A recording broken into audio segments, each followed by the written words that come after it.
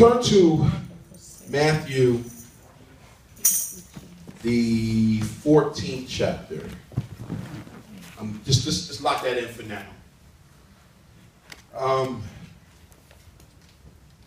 The Lord dropped something into me right now. I wasn't even going to speak on it, but you know, when you are preaching, you're subject to get whatever He tells you in your spirit to speak. Amen. But a couple of months ago, it was about 3 Mormon gentlemen that knocked on my door. And, well, I opened the door. Amen. And they were telling me, do I know who Jesus is? I was like, yes. And I said, oh, I'm a preacher. Oh. I said, okay.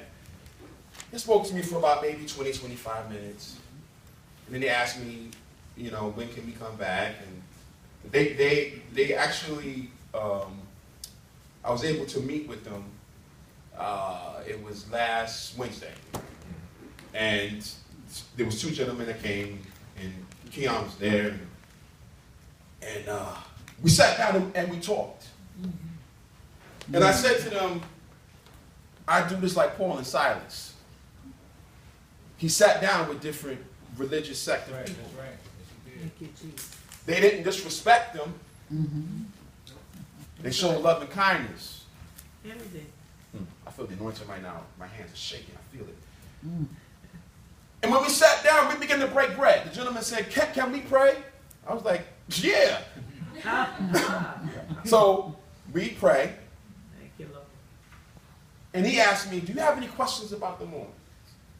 I was like, yeah, I have one. Oh, wow. And I asked him, I said, what is the biggest difference between who you gentlemen are versus being a born-again Christian? See, the Bible will teach you what to say and how to say it. And not to offend anybody or put them down. Amen. Because they're still my brothers.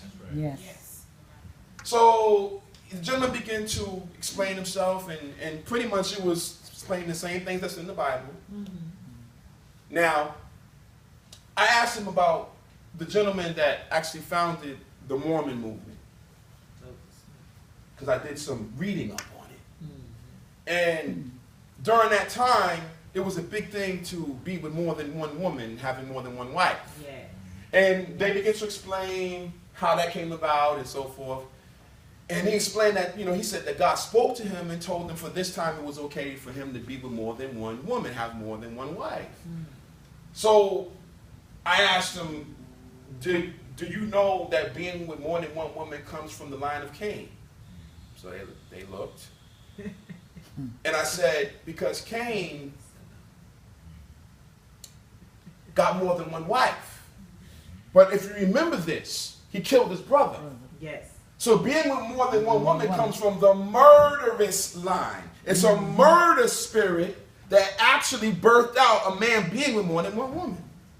Yes. So I explained to them with kindness that when Jesus came, he said, I came to reverse the works of the first. So I had to go back to the garden, back to Genesis, when God said when he spoke the words, for this a man shall cleave unto his wife, and they twain shall be one flesh. So I began to explain to them that God would allow certain things. He got a perfect will and a permissive will. But when Jesus came, he wanted us to get back to the original movement. Not like Solomon did it, not like David did it, with more than one wife and concubines and so forth. Yes. So I spoke this to them. Oh, Lord. Then Keon said something. Oh man, she said something. There you go. Keon said, excuse me. She said, I'm not trying to, interrupt. She said, why would God tell him to be with more than one woman? She said, I believe the word she said, and correct me, Keon, if I'm wrong, is God schizophrenic? Does he say one thing and do the other? And I just sat in my chair. I was sitting back in my chair by the computer. I'm saying the beauty about God, and I'm going to get to what I'm going to preach. My wife posed a question, and the gentleman said, you know what, you raised a very good question. And he said, really, I don't know. Amen. My Lord. See, God didn't call us to tear down the Muslims. God didn't call us to tear down the Mormons. He called us to be a light unto those of different beliefs by showing them love. We welcome them into our home and we talk to them as friends, not as being a sword. I'm going to tear you apart and I'm going to shut you down. No, it's about your soul. Yes, sir. That's right. I even told him, I said, you know what? Give me the address of your church. I said, I'll come to your church one day, and guess what? You can come to mine. All right.